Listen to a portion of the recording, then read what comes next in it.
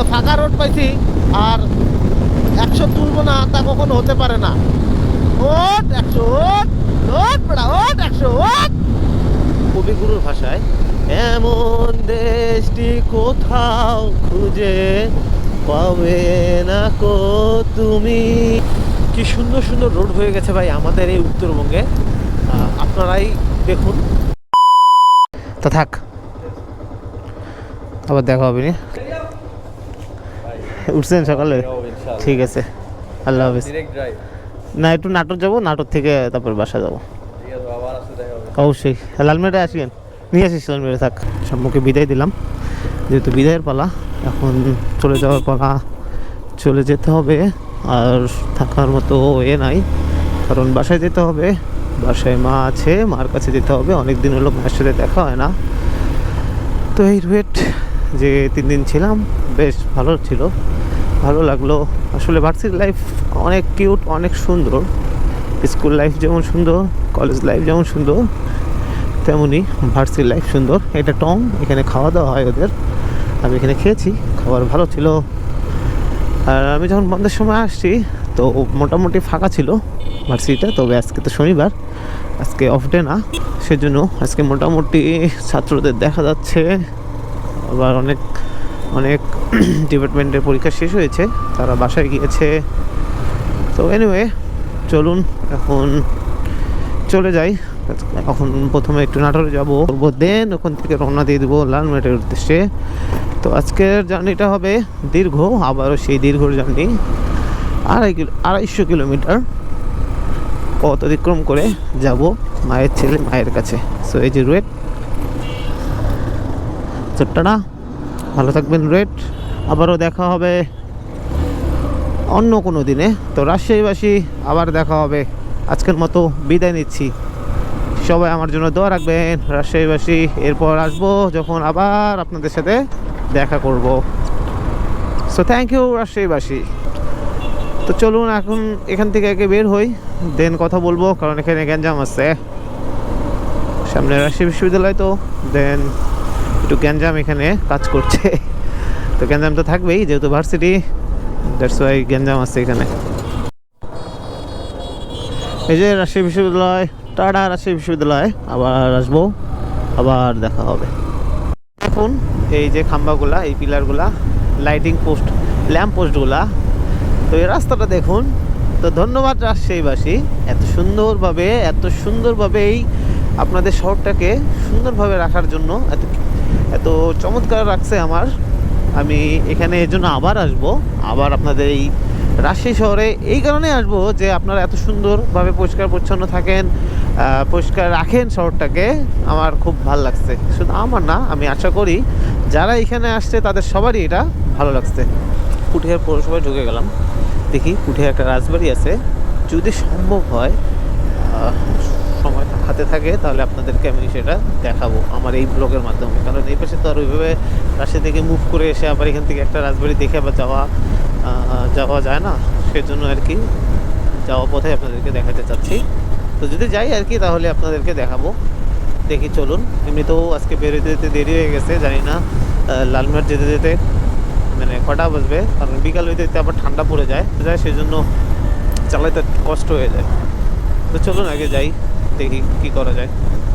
পুঠিয়ার রাজবাড়িটা কোথায়? কতক্ষণ লাগে এখান থেকে যেতে? 2 মিনিট সময় লাগবে। আচ্ছা আচ্ছা, চলেন দেখি রাজবাড়িটা দেখে যাই, যেহেতু কাছাকাছি আছে। পরে আবার কবে আসা হবে না হবে জানি না। মামা, এটা রাজবাড়ি রোড না, মানে পুঠিয়া রাজবাড়ি দিকে না, সামনে না? আচ্ছা, ধন্যবাদ। এটাই মানে পুঠিয়া রাজবাড়ি, এটাই পুঠিয়া রাজবাড়ি। রাজবাড়িটা, ও আচ্ছা আচ্ছা, এটা মন্দির, শিব মন্দির এটা না? আচ্ছা,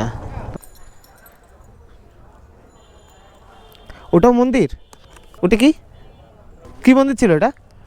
শিব মন্দির, আচ্ছা। ও ভাইরা ছবি তুলতেছেন, ঠিক আছে। কোথা থেকে আসছেন? এখানেই নাকি? বগুড়া। এখন একটু রাজবাড়ি দেখে আসি। শিব মন্দির থেকে হাঁটা পথ 2 মিনিট।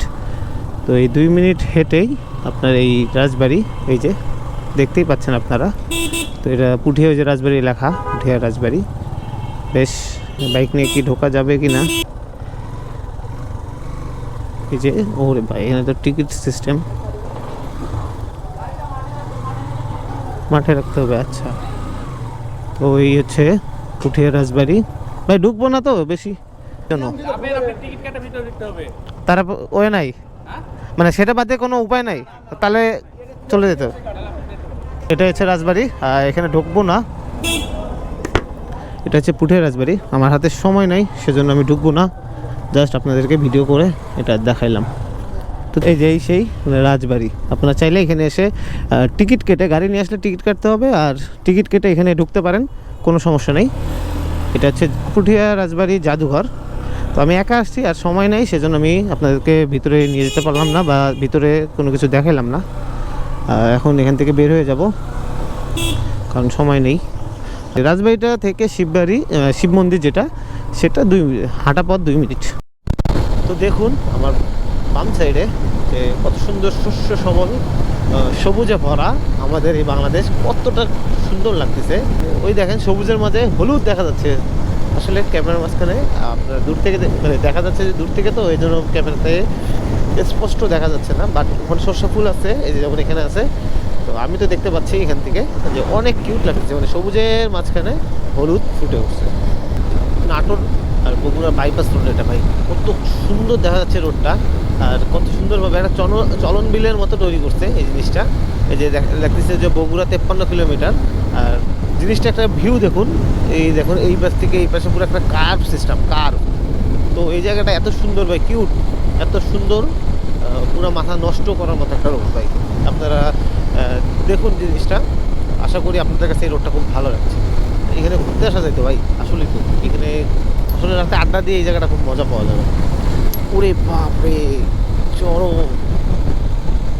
কবিগুরুর ভাষায়, এমন দেশটি কোথাও খুঁজে পাবে না কো তুমি, দেশে রানী সেজে আমার জন্মভূমি, সে দেশ আমার জন্মভূমি।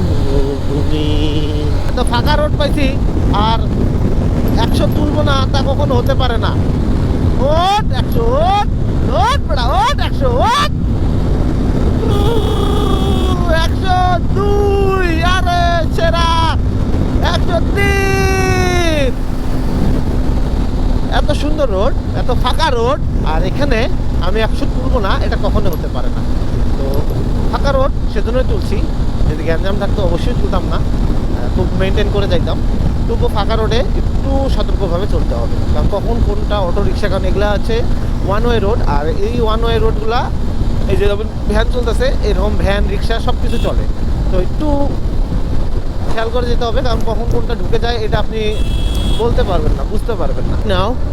রাইট নাও আমি এখন আছি বগুড়াতে, এই বগুড়া ফ্লাইওভার, শহরের ভিতর দিয়ে না ঢুকে বাইপাস দিয়ে যাচ্ছি, সেজন্য এখানে ফ্লাইওভার দেওয়া আছে। তো ফ্লাইওভার দেওয়াতে আরও যাতায়াতের অনেক সুবিধা হয়ে গেছে। রাইট নাও বগুড়াতে আছি, আবারও অনেক দিন পর বগুড়াতে, প্রায় 3 মাসের কাছাকাছি হবে বগুড়াতে আসলাম। যেহেতু বাসা যাচ্ছি, বগুড়া হয়ে তো যাওয়া লাগে, তো আবার অনেক দিন পর আর কি এই রোডটাতে খুব ভালো লাগছে, যেহেতু বাসা যাচ্ছি। আর বাসা যাওয়ার একটা আনন্দই তো অন্যরকম ভাই, যেটা যারা বাইরে থাকে তারা একমাত্র ফিল করতে পারে। এটা হচ্ছে গাইবান্ধা গোবিন্দগঞ্জ। এটা যারা আমার কাছে সবাই জানতে চেয়েছিল আসলে গাইবান্ধার রাস্তার যে অবস্থা, সেটা কি এখনও কমপ্লিট হয়েছে কি না। আসলে রাস্তাটা এখনও বাকি আছে, সবটা করা সম্ভব না, বাট 2 সাইডে 2টা রাস্তা যে কমপ্লিট হয়ে গেছে। যেমন এই সাইড দিয়ে আমরা যাচ্ছি, আর ওই সাইড দিয়ে ঢাকাগামী বা বগুড়াগামী লোক বা রাজশাহীগামী লোক যাচ্ছে, ওই যে বাসগুলো দাঁড়ায় আছে। আশা করা যায় মাঝখানে রাস্তাগুলো ঈদের মধ্যে কমপ্লিট আশা করা যায়, এখন বলতে পারি না, কারণ এই যে মোটামুটি এই 2টা সাইড হয়েছে জন্য তাও একটু এখন যাতায়াত করার একটু সুবিধা আছে। মাঝখানটা যখন হয়ে যাবে তখন আরও সুবিধা হবে। তো রাইট নাও আমি এখন আছি গোবিন্দগঞ্জে, পলাশবাড়িরও সেম অবস্থা। রাইট নাও আমি এখন আছি পলাশবাড়িতে। তো পলাশবাড়িতে এখন রাস্তার কাজ চলছে, এখানেও গোবিন্দগঞ্জে তাও একটু আগাইছে, এখানে অতটা আগায় নেই, দেখা যাচ্ছে যেটা সেরকম আগায় নেই। তো এখানে এই যেরকম ভাঙাভাঙির কাজ হয়েছে, এখনও ধীরে গতি এখানে কাজটা আর কি ধীর গতিতে আগাচ্ছে। আচ্ছা হোক, আগাক। যারা জানতে চেয়েছিলেন গাইবান্ধার অবস্থা, এই ছিল এই গাইবান্ধার অবস্থা। আপনারা যারা এদিকে আসবেন এখন এইভাবে মানে এগুলোর সম্মুখীন হতে হবে আপনাদের। ফাইনালি রংপুর শহরে চলে আসছি। রংপুর শহরের ব্যস্ততম শহর, ব্যস্ততম বিভাগ রংপুর বিভাগ। তো এখানে তো আসছি, আর সাত মাথায় একটা চা ব্রেক দেবো না তা কখনোই হয় না। সাত মাথায় একটা সাত মাথায় একটা চা ব্রেক, সাত মাথায় না আর কি, পার্কের মোড়ে, সরি আবু সাইদ মোড়ে, সেখানে তো একটা চা ব্রেক দিতেই হবে। তো চলুন আবু সাইদ মোড়ে ওখান থেকে যাই, ওদিকে যাই, ওখানে গিয়ে ওখানে গিয়ে একটা চা ব্রেক দিয়ে তারপর বাসার উদ্দেশ্যে রওনা দিয়ে দেবো। রংপুরের কাজ শেষ, চা খেয়ে ফেললাম। শুধু চা খাইনি, একটা ডিমও খাইলাম, কারণ চা খাইছি 100 টাকা নোট ছিল আর চায়ের বিল 5 টাকা, যেহেতু আমি লাল চা খাই। তা ওনার কাছে খুচরা ছিল না, পরে ওকে হাঁসের ডিম খেয়ে ফেললাম। একটু গায়ে শক্তির দরকার ছিল, তো মোটামুটি এখন শক্তি হয়েছে। এখন লালমেটের উদ্দেশ্যে রওনা দিয়ে দিতে হবে, কারণ দুপুরে খাওয়াটা বাসায় খাবো। তো চলুন এখন লালমেট চলে যাই। ফাইনালি রাইট নাও এখন তিস্তা সেতুতে, অনেকদিন পর আবার এই তিস্তা সেতু, আমার প্রিয় লালমেটের মধ্যে তিস্তা সেতু। ওয়াও, ট্রাকগুলো এসে ভেজাল করে দিছে, নাহলে তিস্তা সেতুতে ট্রাকের নিচে পড়া যাবে না। তো এই যে এই হচ্ছে তিস্তা সেতু, খুব সুন্দর, কালার একদম নতুন লাগছে। আর ওই যে রেল সেতু তিস্তা, পানি নাই, অল্প পানি, চর জমে আছে, এই আর কি। এটাই হলো রংপুর লালমেটের মধ্যে, রংপুর লালমেটের মধ্যে সুযোগ স্থান এই তিস্তা রেল সেতু আর তিস্তা ব্রিজ। এই লালমেটে চলে আসছি, এই যে লালমেটের প্রাণকেন্দ্র মেশন মোড়। তো মেশন মোড়ে চলে আসছি, আর কি বলবো, আমার প্রিয় শহর লালমিনহাট। তো লালমেটবাসী কেমন আছেন সবাই? আশা করি সবাই ভালো আছেন। তো আর ভিডিওটা বড় করতে চাচ্ছি না, ভিডিওটা এখানেই শেষ করতে যাচ্ছি। লালমেটে চলে আসছি, এরপর লালমেটের ব্লগ আসবে, সুন্দর সুন্দর ব্লগ নিয়ে আপনাদের মাঝে চলে আসব। সো আজকের মতো এখানে বিদায় নিতে চাচ্ছি। সবাই ভালো থাকবেন, সুস্থ থাকবেন, সচেতন থাকবেন এবং আমার জন্য দোয়া রাখবেন। So thanks for watching my video, thank you so much. Next ভিডিওতে আবার দেখা হবে, আজকের মতো টাটা।